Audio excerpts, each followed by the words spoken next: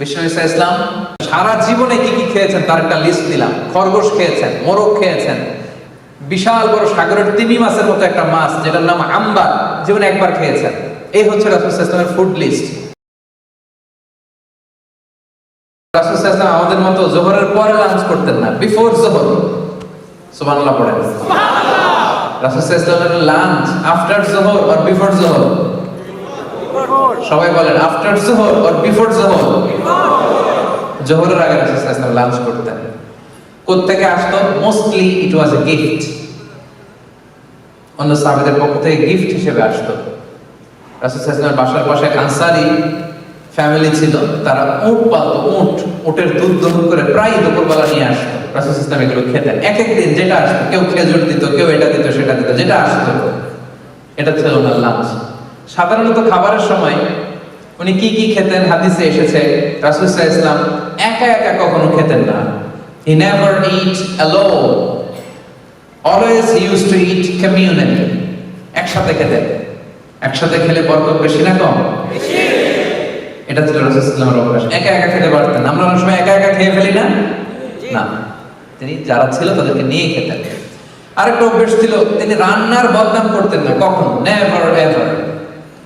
লবণ হয় নাই, মরিচ হয় নাই, স্বাদ হয় নাই, ঝাল হয় নাই, এরকম থাকে না আমাদের কমপ্লেইন?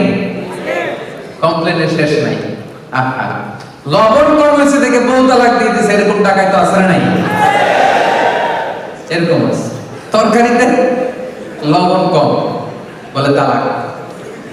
টাকা দেখলে কি মা আবান নবী সাল্লাল্লাহু আলাইহি ওয়াসাল্লাম তাআমান ক্বাত্তু।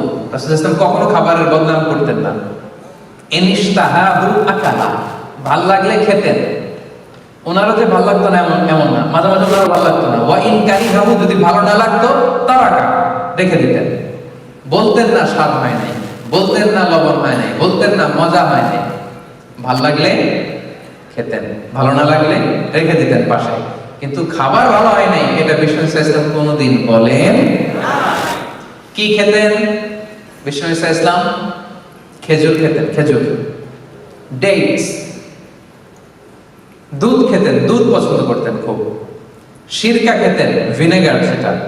রুটি খেতেন, গোশত খেতেন। ছাগলের সামনের দুই পায়ের যে বাজুর রানের গোশত, এটা বিষ্ণু ঈসা ইসলাম বেশ পছন্দ করতেন। আসাল, হানি, হানি, মধু খান আপনারা? পছন্দ করতেন। হাব্বাতুস সাউদা, কালিজিরা পছন্দ করতেন। জাইতুন, জাইতুন, অলিভস, জলপাই পছন্দ করতেন। রুম্মান মানে ডালিম ফল পছন্দ করতেন। লাউ পছন্দ করতেন, লাউ।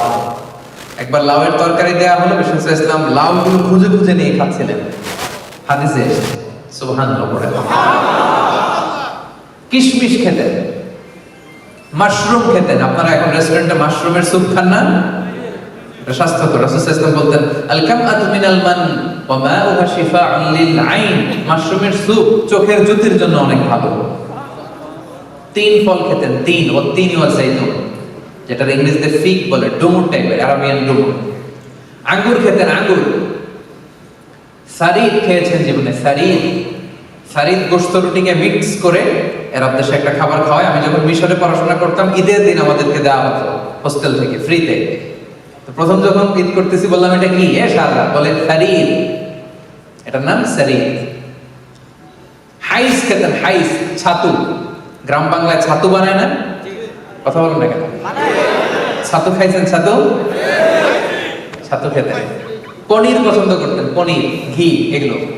তার মানে এগুলো সবসময় খেতেন না। সারা জীবনে কি কি খেয়েছেন তার একটা লিস্ট দিলাম। খরগোশ খেয়েছেন, মোরগ খেয়েছেন, বিশাল বড় সাগরের তিমি মাছের মতো একটা মাছ যেটার নাম আম্বার, জীবনে একবার খেয়েছেন। এই হচ্ছে রাসূল সাল্লাল্লাহু আলাইহি ওয়াসাল্লামের ফুড লিস্ট। যা খেতেন অল্প খেতেন, বাসি কিছু খেতেন না, খেতেন অল্প কিন্তু তাজা। সুবহানাল্লাহ পড়েন। লাঞ্চ শেষ, এবার তিনি একটা পাওয়ার ন্যাপ নিতেন। পাওয়ার ন্যাপ জোহরের আগে একটা পাওয়ার ন্যাপ, শরীরে যাতে এনার্জি আসে। নিতে হবে না? ঘুম থেকে উঠছে কখন? হ্যাঁ, সকালে না, মিডনাইট। কখন?